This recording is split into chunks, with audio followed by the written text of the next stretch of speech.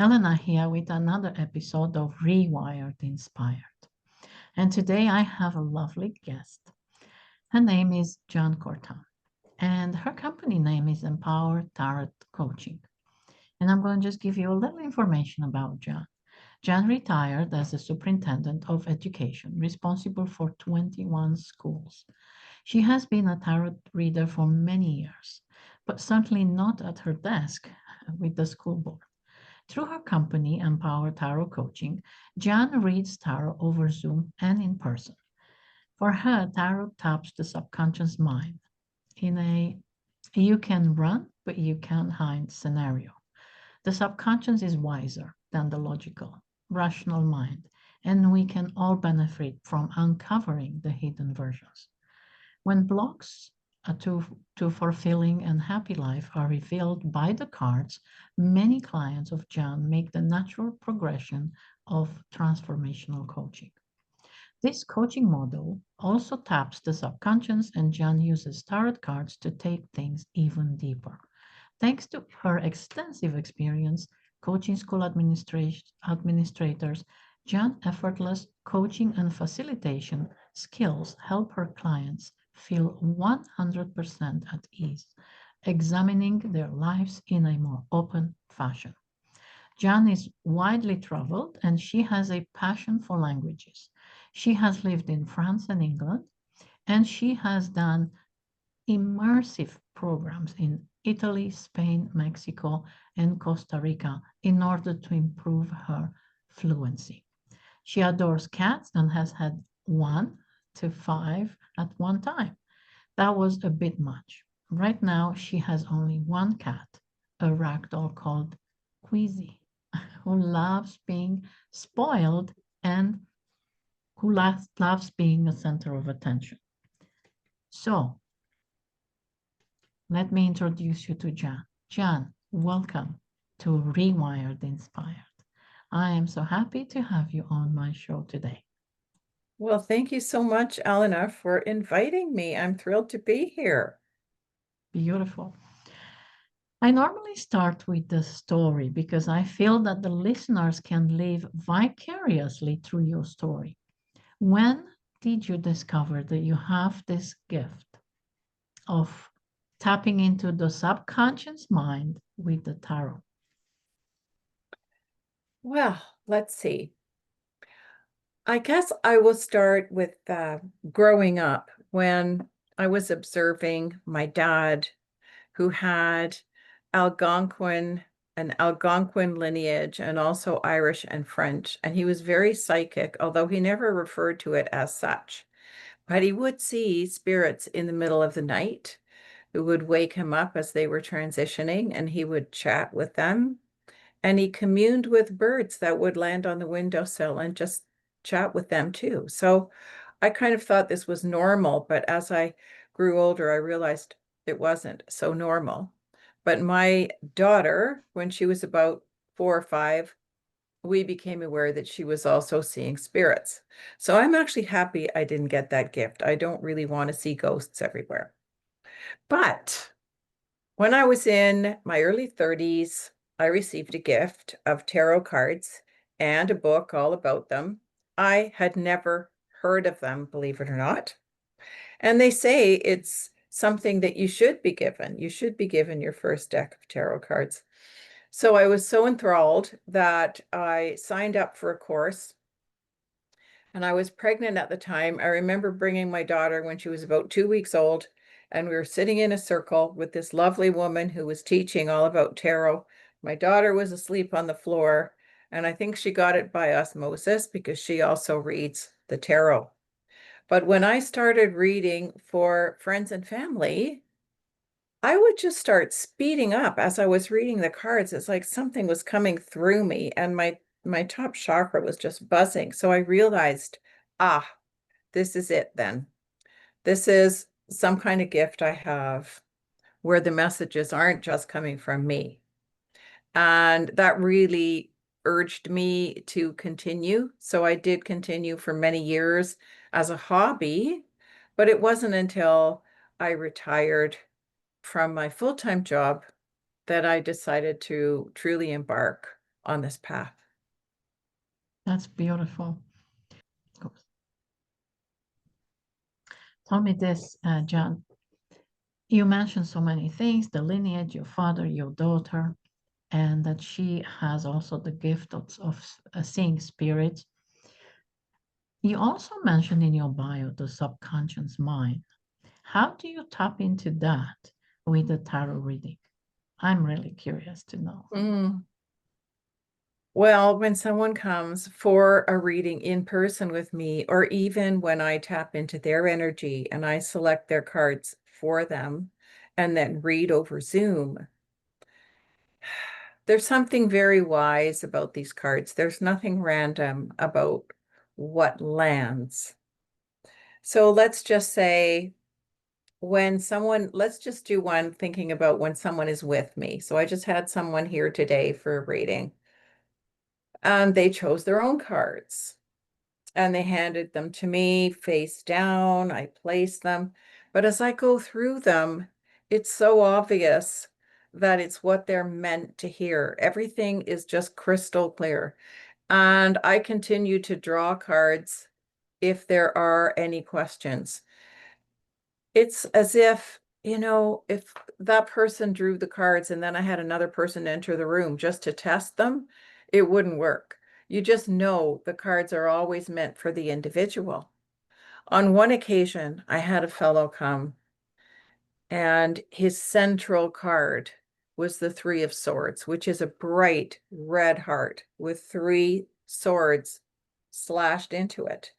And it means, sadness, some real difficulty, grief. It's a heavy card.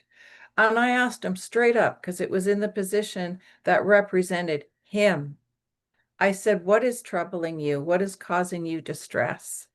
And his words were, "I just had a triple bypass." Wow. Could you be more graphic than that? So we were both shocked, actually, but the cards do speak directly. They do. Absolutely. I truly believe that.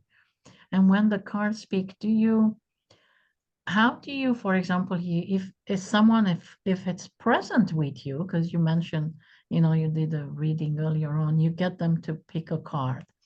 What happens when you are on Zoom, for example? How do they pick a card? They just, Oh, very good question. So if we're on Zoom and I want them to choose a card, I will just start shuffling and I will say, think about like whatever it is we're discussing and tell me when to stop. And then as soon as they stop, whatever is the last card on the top of the deck, that's the one I choose. So that's how I do it. But if I'm choosing for them the entire spread, I use my pendulum and I get into their energy. I say their name. I ask my pendulum to help me and I select the cards using it for yes or no as to which cards to pick. got you. Yeah. So you use that to help the reader when you pick the cards for them. And when you do readings for the collective as well? Like, for example, can you tap into the collective? I mean, there's so many things happening nowadays. People are stressed, worried, overwhelmed with the Yeah, situations that's happening. for sure. I don't actually, I do personally feel the energies myself and I talk to my clients about that, but I don't do readings for the world or anything or for the collective. It's really for the individual person. But I also do coaching. So say somebody comes to me and I'm just doing a regular reading, but because the cards are so clear and because they speak to us, it's obvious that there are blocks going on in the person's life, which distresses them, and they'd like to live a life that's a bit more open and free and have a better flow. So I did a training with a life coach called Ali Campbell out of the UK, and I use his questions, which tap the subconscious mind. They're not questions that you would necessarily ask yourself. And I start out with a free coaching session. It's just like taking a car on a test drive. You want to test drive the car before you buy it. So I would always say you can test drive this and see if it's for you. Give us an And example. Give us an example of that. so we start out with just clarity on the person's life, and they're very broad questions. So, what is the most important thing to you right now? What is the least important thing to you right now? Those are so wide ranging. And sometimes people get a little bit stuck. They'll say, well, I don't know. And then I use my cards. And when I do that, invariably we go down the rabbit hole we're supposed to explore. I know with one client, she she always loved this question. If an alien from outer space were to observe you right now, what would they say about you based on your activities and habits and the way you live? And she would mull this over and come up with so much material. So what it did was it just helped her to look at herself more closely.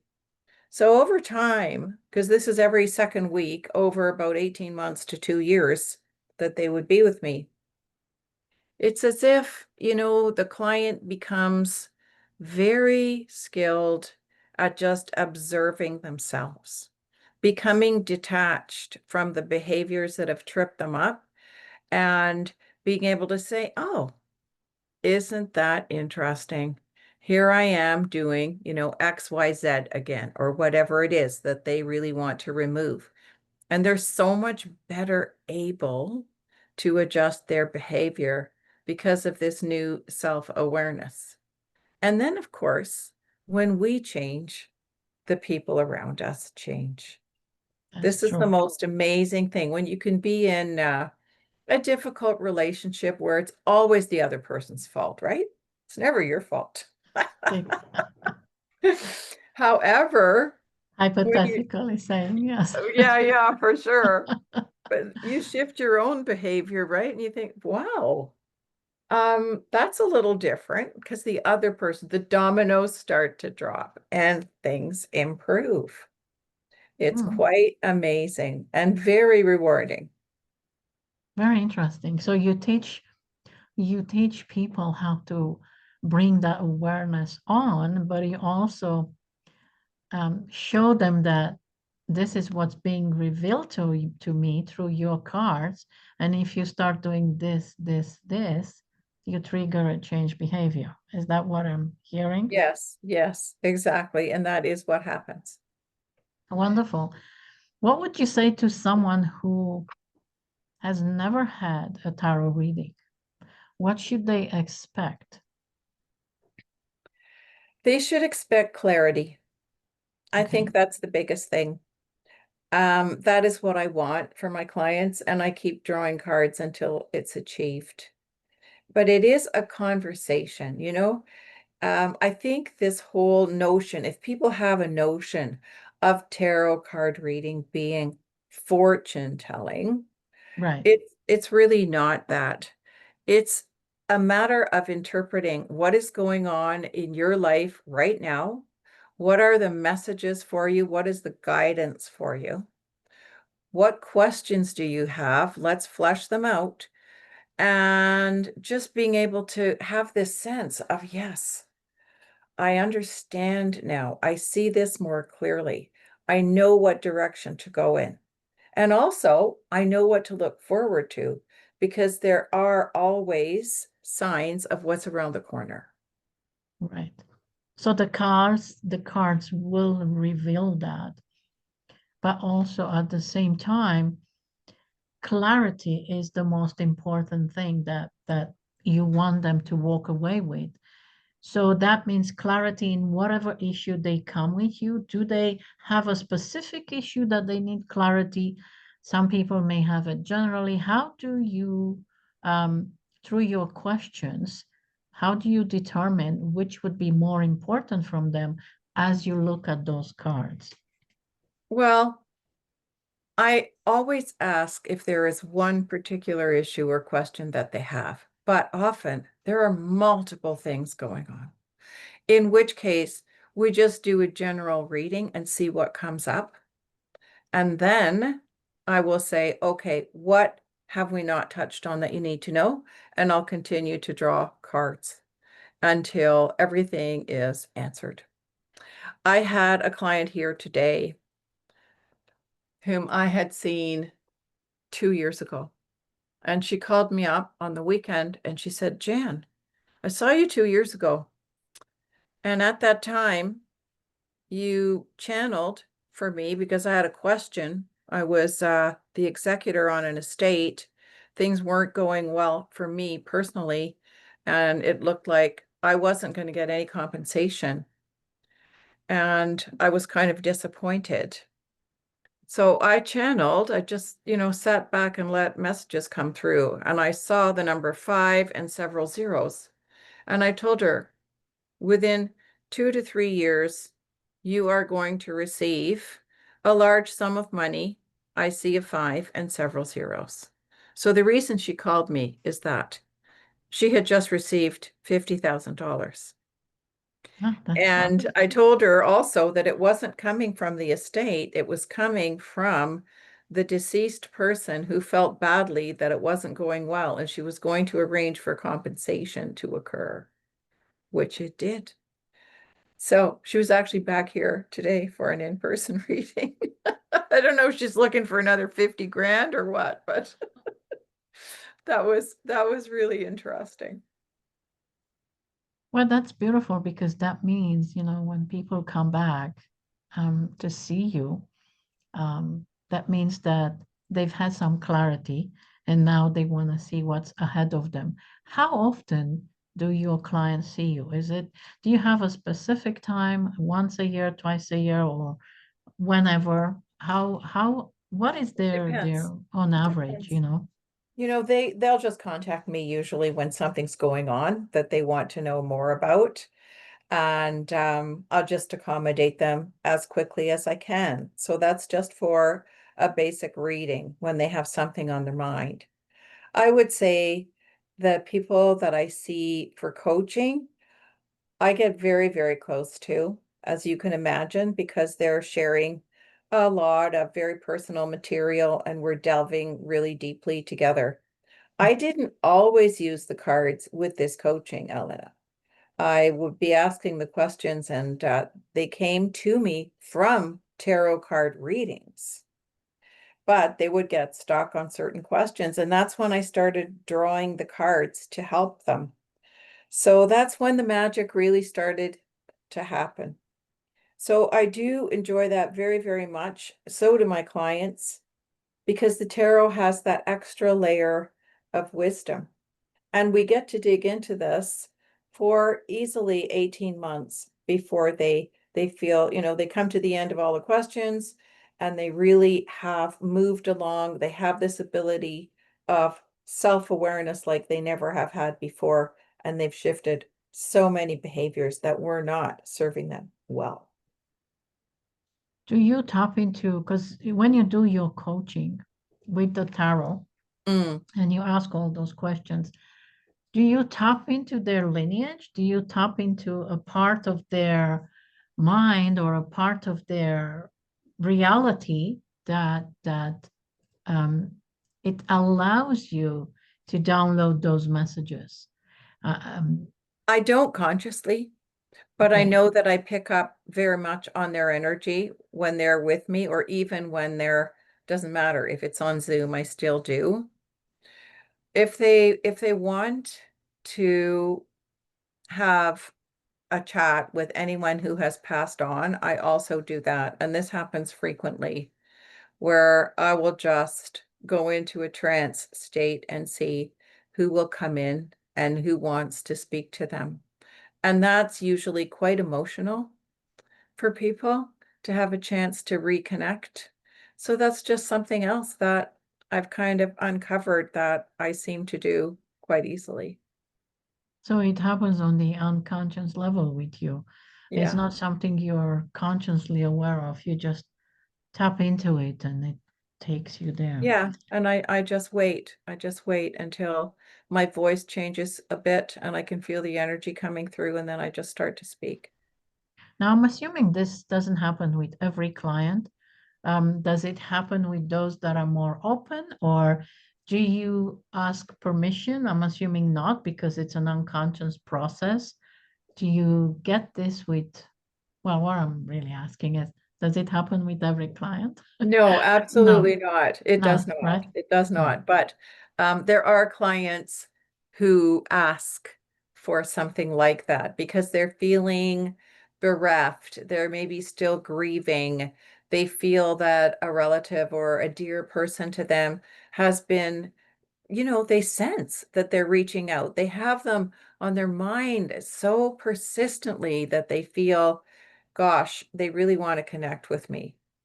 Yeah. So once they get those messages through you, it brings clarity and I Yes, guess it does. And it's just so soothing and it's so comforting, right? It just feels they're close to me. I'm in the right space, right? Yeah. Yeah. You mentioned general readings. Do you do a question like one question answer? Like, do you have clients that call you up and say, "Hey, Jan, I really need I need an answer to this question. Can you help me?"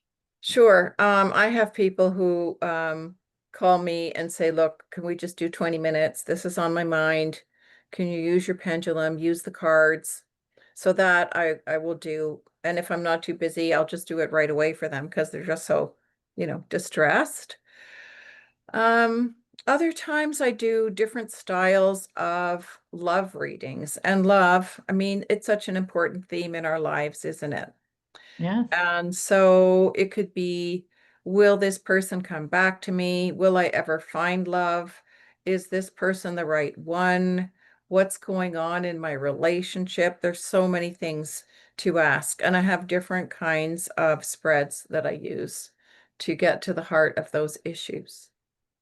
Now, what happens? Do you ever have an incident where they don't really want to reveal the question, but telepathically they want you to connect to their subconscious mind and see what comes up? Does that happen? Ah, Ah, so people, not not everybody is fully open and ready to reveal. You're absolutely right. But I think as you quoted earlier, you can run, but you can't hide. It's right. just so obvious because the cards, I remember once I was reading, it was at a fair situation outside in the summer, and people were sitting down for, 20 minutes, quick readings. And I was doing 3 card readings. So you start with three, then you add three, then you add three, and the story just evolves. And it was clear. This woman said, I want to understand what's going on in my relationship. I'm married and I'm just not feeling good. And it was obvious her husband was having an affair. Wow. Now, I didn't say those words directly. I wouldn't want to say that, but I had the Seven of Swords, which is about deceit, deception, doing things secretly. And she said, I have a suspicion. So she told me. And then we fleshed it out, and really it seemed very clear that this was going on. So these things aren't always happy scenarios, but people want to know the truth. So it took a little digging with her. She didn't sit down and say that right away, but the cards just scream the truth. Right. Do you have a certain way of talking to the cards before you start the reading? Or, some people, I wouldn't call it ointment, but they kind of recite something and so that the cards would reveal, the right Well, message. I do have a little ritual where I hold them and I ask. I ask all the spirits to come in and to assist me. And I also ask for any people who have passed on to come in if they want to speak through the cards or, have a message for the client, because I'm not all alone in this. I mean, there's all kinds of energies that are flowing through and that are helping me and helping anyone involved, right? Right, absolutely. Can Yeah, I put you on the spot? sure. I'm just curious, what would the cards reveal for me as a general, whatever, something quick that you can do that the Sure. audience can at least have an idea of your process? Well, we'll do a 3-card reading. All right. I don't Okay, know what your question is. I don't know what's going on with you. I don't know what's on your mind. And I'm shuffling now, and you're going to tell me when to stop. stop. Okay. That's 1. We need 3. We need 3. Okay, stop. Okay. And we And need 1 one more. more, right? Yeah. Stop. Okay. See what we have. Well, with the tarot, there are 78 cards in the deck. There are 22 that are major arcana. When we have major arcana, they are really speaking to you. The other ones kind of flesh out the details. Sometimes I have people who come for a reading, there isn't a single major arcana. You ask me for 3 cards, 2 out of the 3 are major arcana, Ellen. What does Just that saying. mean? Just saying. Well, there is definitely a message for you. Mm, So the first card is the World, and this is the last card in the deck. And it is a gorgeous card to receive because it's about how really, the world is rolled out at your feet. You can have anything you want. You've got such a sense of completion in terms of, I've got a ton of skills. I really have it all in my hand. I'm in a powerful position and I feel a lot of harmony in my life. And the next card, also major arcana, is the Magician. So actually, for the whole world this year, we are in a magician year in which people are being asked, like the Nike, just do it. We're being asked to manifest, just do it. Don't hold back. So, whatever it is, Elena, that you want to manifest, you're being strongly urged, just do it do it. because you have all the skills, all the experience, all of that beautiful knowledge base. And the magician helps you to just make it happen. Now, the final card in this row is to make sure that you are well grounded. It's the 7 of Cups, and the cups are all filled, and some of the cups have beautiful things in them, and some of them have really weird things in them. One of them has a snake in them. Well, what's that about? Mm, Well, when we let our imagination go wild and we just have a fantasy idea of what we want to do, that's good. I mean, we have to start there. However, if we're not totally grounded in our plan, it's not going to work so well. So it's just saying, make sure you're grounded, let your imagination go wild, but test it out first. Does that make sense? yes. Can you show me the cards just for the viewers to see it and for me too? So that's the Okay, World. That's the that's the first wall. one.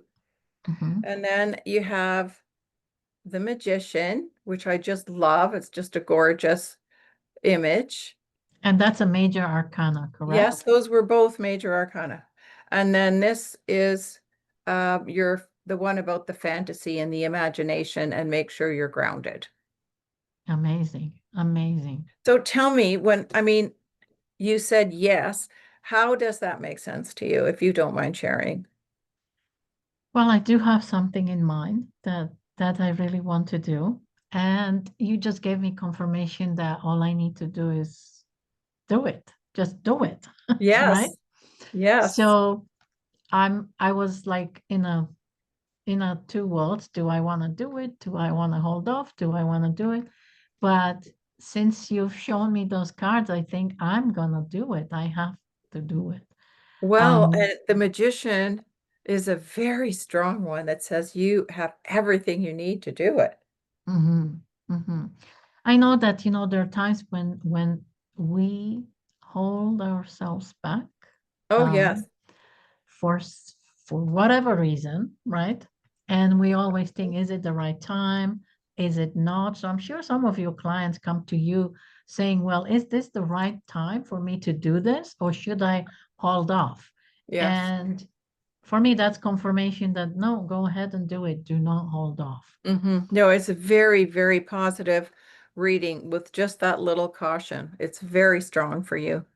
Yeah. Hmm. You are incredibly skilled and you have such a solid base of experience and you have so much to offer people, Elena. The cards are applauding you. Thank you. Thank you, Jan. Mm. Um, you know, I'm so happy that I ask you to be on my show. I'm sure there's a lot of people out there that need clarity if they Mhm. are sitting on two chairs or if they have that, well, should I or shouldn't I? I think you would bring a lot of clarity to them. If you were to give a message to the audience, because I know you do the coaching, but you do other things as well.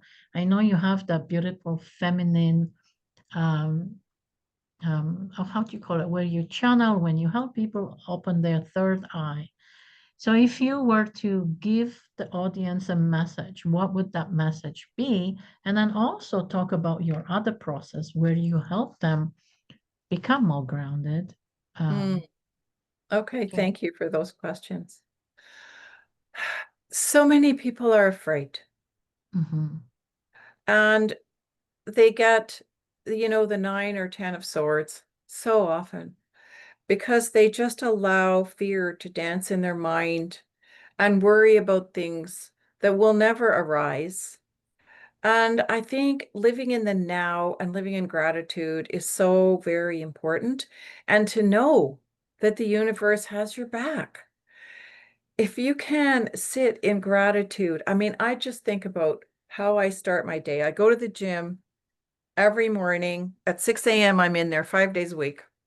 Wow. And I'm so grateful to have that opportunity and be able to do it. And I feel fantastic. And then I come home and I have that hot shower. And every time I think about how lucky I am to have that hot water run over my body, knowing that in so many parts of the world, people don't even have water to drink. We're sitting in an extraordinary circumstance that we even have water, right? But we don't think that way because we're so used to it. Just turn it on, take it for granted, get on with your day. But if you spend a Agree. bit of time raising your vibration, appreciating your blessings, and then just really living in the now, you don't worry so much because you know the universe has your back. So that's something that I would strongly recommend if people can start cultivating that. Then Beautiful you asked message. about the light body activation. So I guess it's well over 2 years ago. Something, you know how something will just flash on your phone and it'll catch your eye and you think, yeah, I'm interested in that. It was just like that. And it was this Kundalini life force expansion that really intrigued me. So I started going regularly for these light body expansion activations run by a wonderful woman called Radia, Radia. And Activate with Radia is how you would find her. So people lie on a yoga mat in a studio or whatever scenario, and music is played starting with, a lower tempo and then building up to a much louder tempo and then taking you down again. And in the process, the facilitator is activating all of your chakras. You go into an altered state as your life force expands. And people see visions, they move their body in different ways. They might see stars, they might see beings. And this doesn't necessarily happen on the very first time, but it could. It's very personal, it's different for everybody. When I began this, I just thought it was very exciting. I had an intense experience from the very first one. But what I noticed as I did more and more is that I was carrying a much more blissful state around than I had previously. I was feeling lighter. I was noticing that, I don't know, life just seemed easier. And I know that those are the things that are supposed to happen, but you have a little cynicism maybe. Yeah. And yet I was experiencing it, and to such a degree that I decided to do the training to become a facilitator for the light body expansion activation process. And I did this in February of this year in Tulum, deep in the jungle. And it was absolutely extraordinary. It was magical. So there are several of us who have trained with Radia, who started all of this on her own. She now has a whole team of us. And last Saturday, we did a Goddess Day retreat only for women from noon until 6 p.m.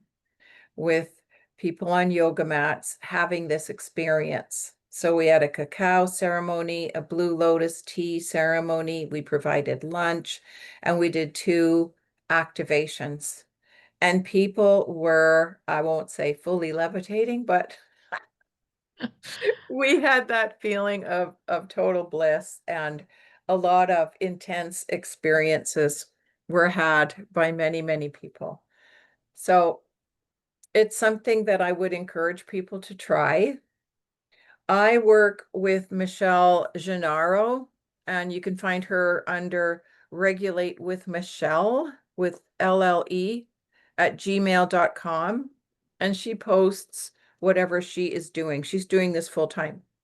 When I join with her, I incorporate the tarot by putting a tarot card underneath the mat of every person who's either got a mask on or their eyes are closed, the room is dimly lit, and all they're doing is just dancing around, in their minds and body through the whole life force expansion. Meanwhile, I'm slipping a card under each mat. And then I would just ask them at the end when we're sharing experiences and discussing the whole process, I'll say, I want you to think about, what's going on in your life, what's on your mind right now. Is there anything you need a solution to? And then go down to the end of your mat, pull that card out, and we'll go around the room and you tell me what card you have, and I will give you the energy of that card, and let's see how that helps you. Wow. So you're And integrating the, integrating it with, yeah. And that's it's been beautiful. amazing. Yeah, it's been Oh, I'm amazing. sure. Now, if people wanted to know how to get in touch with you and maybe be part of this feminine energy and light body activation, where can they find you, Jen? So it's always best to contact me by email. I never answer the phone if I see unknown caller. So jc@mprutaro.com. You can always send me an email and say, I want to try the light body activation. When and where is the next session? Or I want to book a tarot reading, or I'd love a phone call. I just want to chat with you. I want to know more. That's the best way. Yeah. Beautiful. I have one more question for you Yeah. because everybody that comes on my show, they're very spiritual, and I can see you're spiritual. You're combining light body activation with tarot, and you give people clarity and give them messages that helps them become aware of certain things. If I were to say to you, what does consciousness mean to you? What would you tell me? It's being in touch with spirit and really being aware of your energy. We know that in the whole planet, we're moving towards a higher consciousness. And that to me means feeling more light, starting to see the lightness in other people. When someone walks in a room, you do get an immediate impression. I believe that as we all rise in our consciousness, we're better able to sense and see the life force around that person, the aura around that person, and to know instantly if we want to know that person better or if we want to step away. Agreed. Agreed. Jan, It's been wonderful having you on the show. I want to say thank you. Just for the audience again, you want to give out your email so that they can know where to find you and contact you. Okay, jc@mprutaro.com is my email. And Elena, thank you because you are such a radiant being. And I'm just so thrilled that you invited me to be on your podcast. You're a very skilled interviewer and you just made it so relaxing and enjoyable. I do appreciate it. Thank you so much. And I may invite you again because All we right. all evolve through the years and through the months. But Yes. for today, I am so thankful and grateful for you being here. Thank you. Thank you. Thank you so much.